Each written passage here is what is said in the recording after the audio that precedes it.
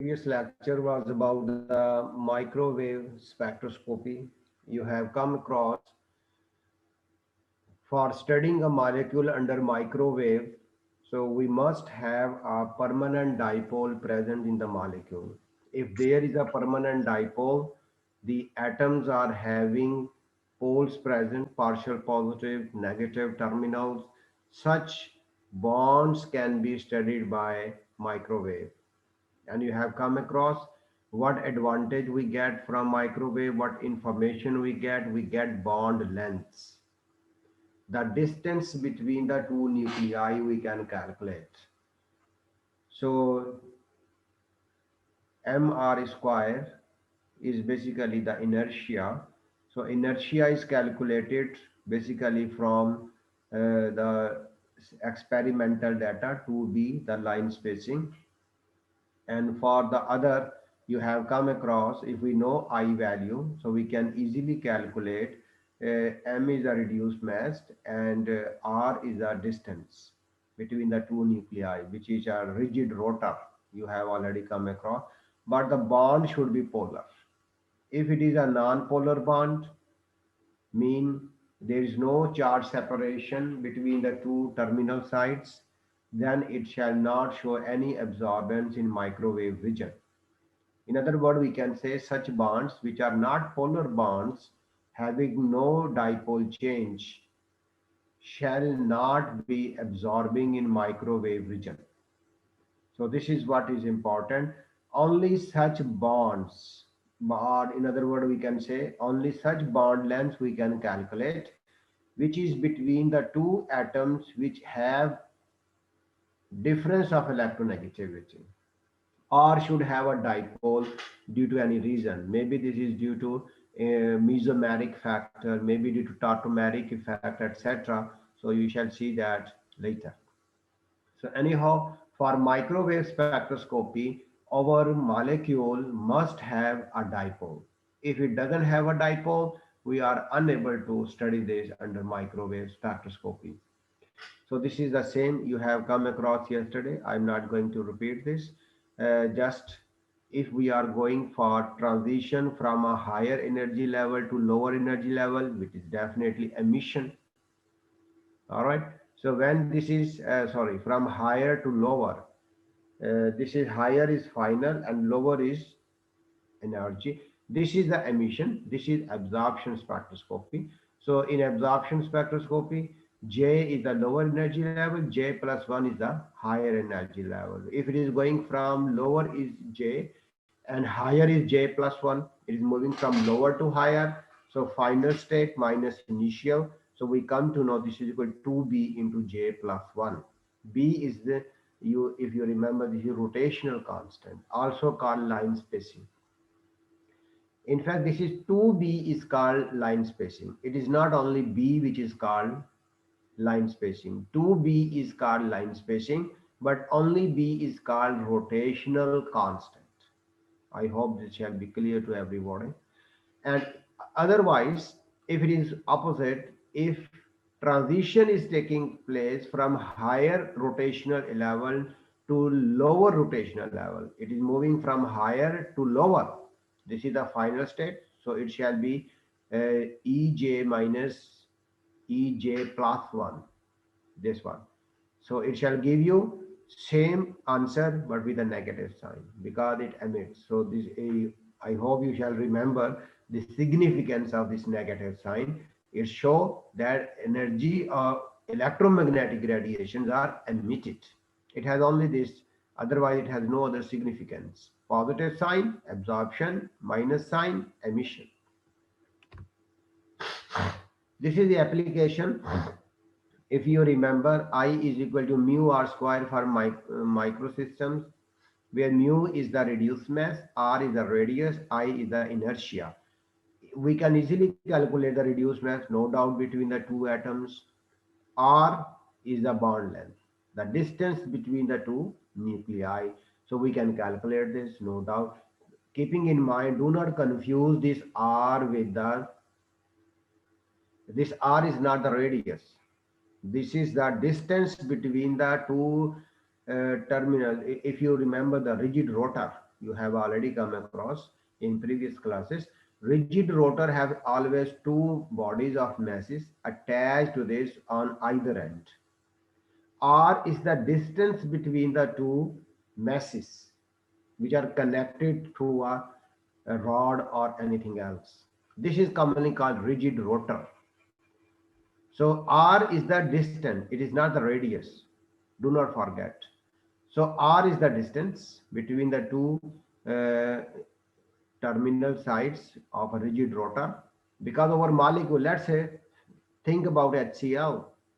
You have hydrogen atom on one side, chlorine atom on the other side, and there is a bond length, a distance between these two.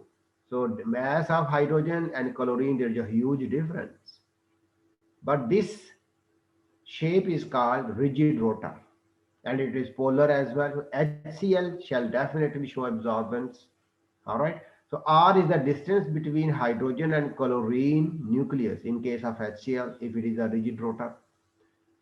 So H shall be very simple, mass of hydrogen which is 0.001 kilogram, hydrogen mass of chlorine atom which is 0.0355 for chlorine, same shall be added here. So this is how we can calculate, but this is for 1 mole. We are supposed to divide this by Avogadro's number, then it shall give you per molecule. So we can calculate this per molecule by dividing it by Avogadro's number. So that shall be the reduced mass, how we can calculate. We just know which two atoms are there. R is the distance between the two nuclei, I is the inertia. Now this we can calculate, this we need to calculate. So we must know inertia. If we know inertia, we can calculate, we can easily calculate inertia. Or let's say B value, we know this is equal to H over 8 pi square IC. I is the inertia. So we can calculate the value of inertia. Inertia is equal to H over this one. We know B value. This is experimental value. All other are constant.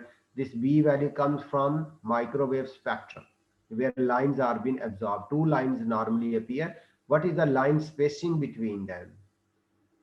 The distance between the two lines we calculate in term of per centimeter along x-axis. So B value is calculated. This B value is further placed here and we calculate inertia.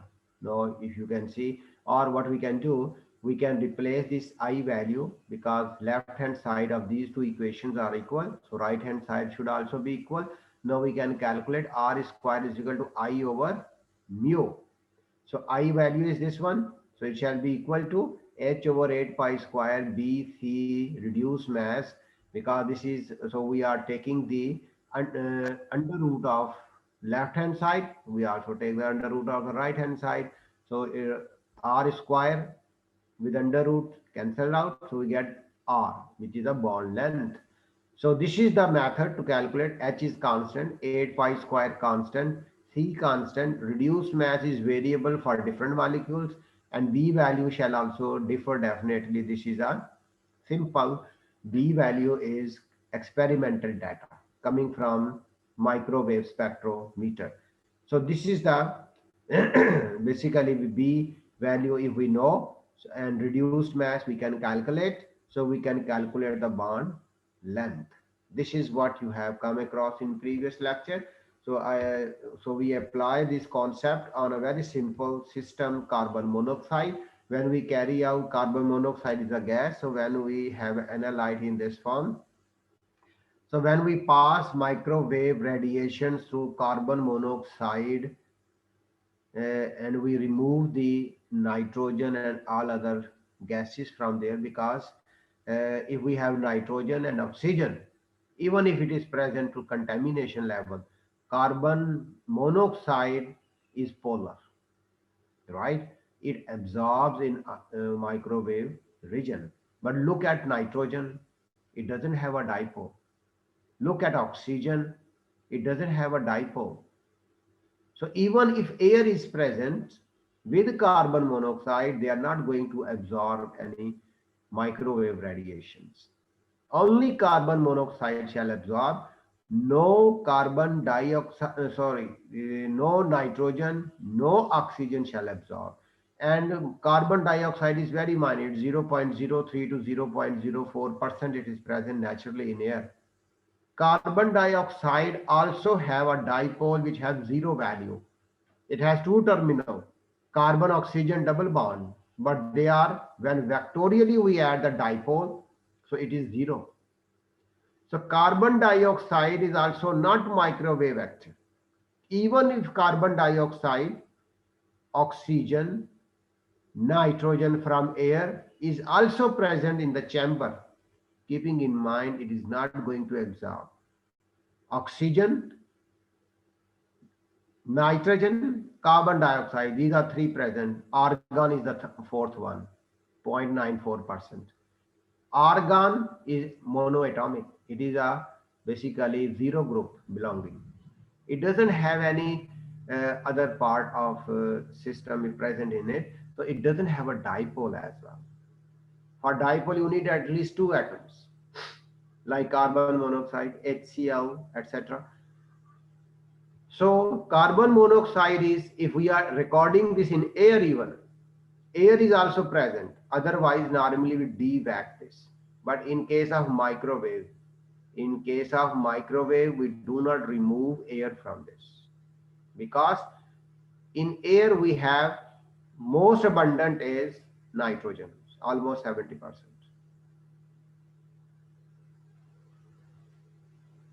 Sorry, 78% is nitrogen. 78% nitrogen. So nitrogen is absent because it is not an microwave active. Look at oxygen, 20.99%, almost 21%. This is the nitrogen oxygen present. Oxygen is also having no dipole, so it is not microwave active. Next in air is 0.94% is argon. It is monoatomic, so it is atomic state. So we cannot study microwave. So microwave only applies to the rigid rotor. At least two atoms should be bonded with each other, covalent bonded, not ionic bonded. So we cannot study this uh, argon as well. So what left behind? Carbon dioxide. So carbon dioxide is also not microwave active because its dipole, if we calculate, it is zero. When two vectors at 180-degree adds, so it shall give you zero value when their magnitude is also same, because it is a bond between carbon oxygen, both sides. If let's say you have carbon dioxide, rather if you have carbon disulfide, case shall be the same. But on carbon dioxide, if you replace one oxygen by sulfur, then there should be some dipole. It shall be microwave active. And this try has been made. It shows absorbance. The traces of moisture may also be in air. This is the only drawback. If your air is dry inside, because if moisture is present, it contains water. So water is called moisture in air. So this water is microwave active. So keeping in mind what is the precautionary measure in microwave spectrophotometer, there shouldn't be any moisture. If there is moisture, it shall show absorbance, but it shall be impurity, right? So this is how carbon monoxide is being introduced inside the chamber. So 2b line spacing observed is this value. So we can convert this into centimeter. In 1 centimeter, there are these number of values. So in 1 meter, it shall be definitely multiplied by 100. So it is 384 points, but this 2b line spacing. So one simple b shall be, divide this equation by 2, it shall be divided by 2, this shall also be divided by 2, it comes to this one. Now what we can do is, formula, you remember, formula is this one, r is equal to this one. Putting all these value, we have calculated the reduced mass. This is the reduced mass, how we calculate, dividing this with Avogadro's number, must. So we come to know this is 1.131 Armstrong. This is a value which gave us, if it is pure carbon monoxide, this value where we are bringing this value out, we are we are bringing this value from carbonyl compounds, mean like aldehyde or ketones. We are bringing this from ketones, where we have this carbon bonded with another carbon. This carbon is bonded with another carbon. Isolated ketones.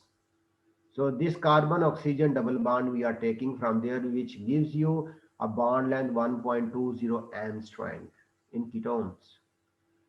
But look at here, what we are getting a value. This is 1.131. Similarly, C bond O.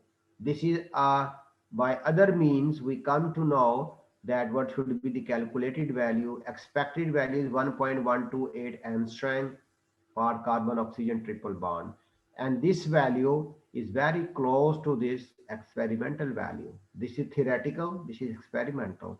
You see, this is almost, if we round it, this is 1.13. This is almost same value. So this shows carbon monoxide doesn't have a double bond present, only it exists in this form, which is a resonance form of this. So in which oxygen is positively charged and carbon is negatively charged. I hope this is a very big information. So we are having less than 1 minute remaining. Once the session is over, we shall log in again.